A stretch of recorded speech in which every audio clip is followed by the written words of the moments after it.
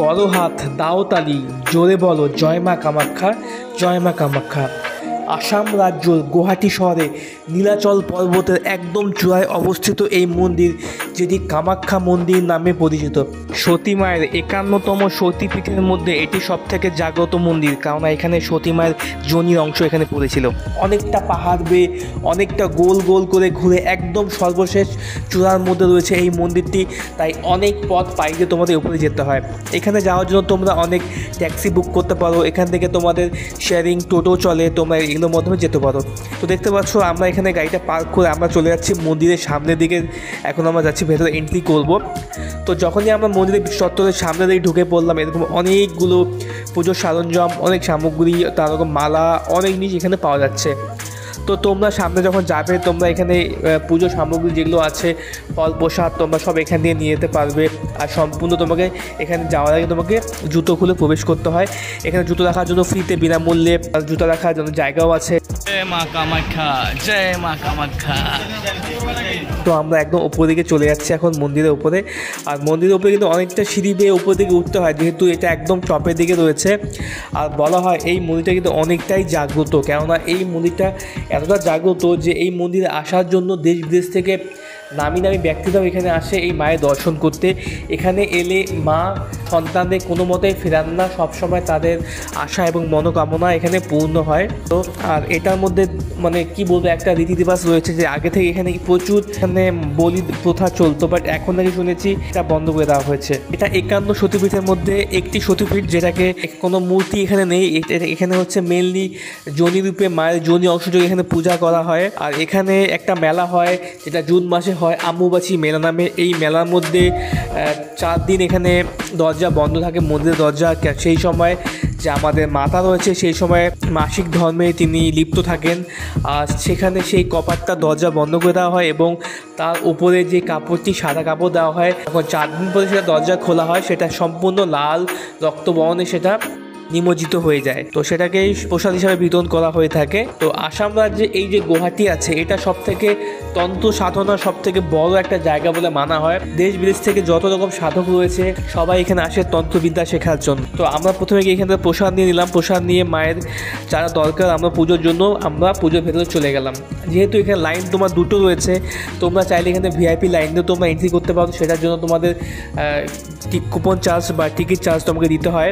তো তাও তোমাকে সকাল সকাল লাইন দিতে হবে, কেন এখানে আসতে গেলে পুরো একটা দিনের ব্যাপার রয়েছে।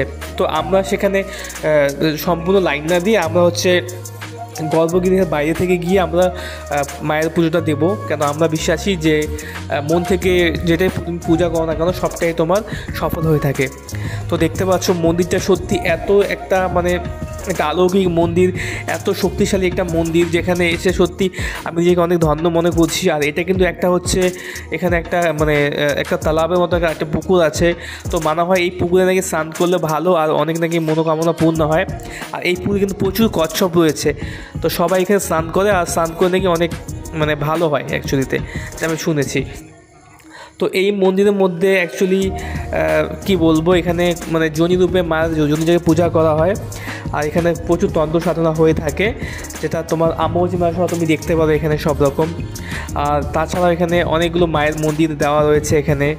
তো এটা হচ্ছে 51 সতীপীঠের মধ্যে সবথেকে জাগ্রত এই মন্দিরটি, কেননা মায়ের এখানে যোনির অংশ এখানে পড়েছিল, তাই এখানে এটাকে পূজিত করা হয়। এখানে প্রচুর মানুষ তাদের মনোকামনা পূরণ করার জন্য অনেক কিছু এখানে মানে চারাবা দিয়ে থাকে। এখানে মানুষ অনেক পাখি থেকে শুরু করে অনেক ছাগল, সেগুলো এখানে মায়ের নামে দান করে থাকে। তো খুবই সুন্দর এই মন্দিরটি।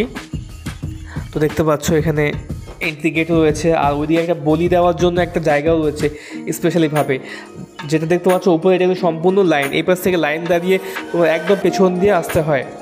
তো এটা যে মায়ের মন্দির রয়েছে, এটার ভেতরে একটা গর্ভগৃহ রয়েছে যেটা খুবই অন্ধকার, আর যেখানে নাকি যে মায়ের যে যোনিটি রয়েছে সেটা বোঝা বেশি একটা যায় না, কেননা সেটা হচ্ছে সম্পূর্ণ অন্ধকার গর্ভগৃহের ভেতরে রয়েছে। তো দেখো এটা হচ্ছে বলির ঘর, এখানে বলি দেওয়া হয়। তো আমরা কিন্তু ভেতরেই যাবো, ভেতরে গিয়ে পুজো দেবো। তো আমরা এখানে একটা সাধক বা এখানে একটা মানে পান্ডা নিয়ে আমরা পুজোর কাজটি সম্পূর্ণ আমরা এখানে করে ফেললাম। তো দেখো এখানে বাইরে নানারকমভাবে অনেক কিছু মায়ের মন্দিরে অনেক কিছু দিয়ে মানে গঠিত করা ছিল এখানে। তো খুবই ভালো লাগলো এখানে এসে। আর সত্যি বলতে গেলে এখানে আসা আমার একটা এনার্জি ফিল হয়। তো আমি সবাইকে বলবো তোমরা অবশ্যই এখানে আসো, এখানে ভিজিট করো, সত্যি তোমাদের এখানে খুবই ভালো লাগবে। আর এখানে আসার পর তোমাদের যা যা মনোবাসনা আছে সবটাই তোমাদের এখানে পূর্ণ হবে। দেখতে পাচ্ছ এই পাশেও লাইন পড়ে গেছে, যে লাইনটা তোমাদের ওপর দিয়ে ঘুরিয়ে ঘুরিয়ে এই পাশ দিয়ে নিয়ে আসা হয়।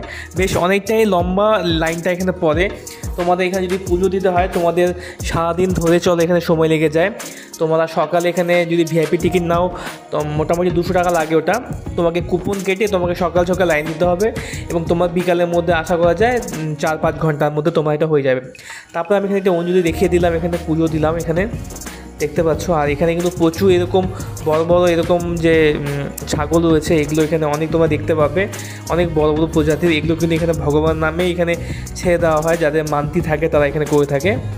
তো তারপরে আমরা চলে এলাম এখানে একটা খাবার অন্ন সেবা কেন্দ্র, যেখানে ফ্রিতে মায়ের প্রসাদ দেওয়া হচ্ছিলো, খিচুড়ি এবং নানা রকম জিনিস ছিল।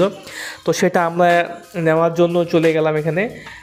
খুব ভালো এখানে ব্যবস্থা ছিল, সেটা অন্নদানের মধ্যে ভালো খাবার ব্যবস্থা, সবই এখানে খিচুড়ি প্রসাদ দেওয়া হচ্ছিলো। তো সেগুলো আমরা নিয়ে নিলাম, আমাদের এখানে পেট পূজা করে নিলাম।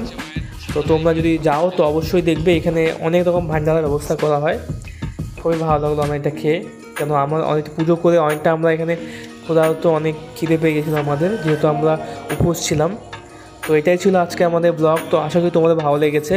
তো তোমরা যদি গুয়াহাটি আসো অবশ্যই তোমাকে ভিজিট করো, সত্যি এই মন্দিরের কথা বলে শেষ করতে পারবো। হ্যালো গাইস, আমাদের ব্লগটা এখানে শেষ হচ্ছে। আশা করি ভালো লেগেছে। তো ভালো অবশ্যই লাইক শেয়ার সাবস্ক্রাইব করতে হবে। জয় মা কামাখ্যা।